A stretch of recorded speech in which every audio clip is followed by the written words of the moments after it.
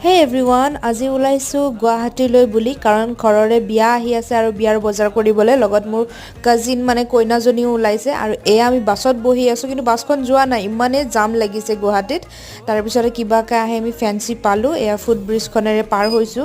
যেহেতু বতৰটো একেবাৰে ডাৱৰীয়া আছিল কাৰণ বৰষুণ পেলাই আছিল আৰু ফেন্সিত বেছি মানুহ নাছিল হেতু ভাল হৈছে তাৰ পিছত আমি কাপোৰ চালো মেখেলা চাদৰ তাৰ পিছত জুৱেলাৰীও ললো আৰু লৈ তেতিয়া ঘৰৰ পৰা আমাৰ আহোতেই দেৰি হৈছিল আৰু দুপৰীয়া হৈছিল তো আমি খাই ললো চাওমিন আৰু চাওমিনখিনি কি টেষ্টি বনাইছিলে সেই হিচাপত দামো বেছি বাৰু আৰু খাই মেলি আমি পাটৰ কাপোৰ কিনিবৰ কাৰণে গলো তাতে পাটৰ কাপোৰ লৈ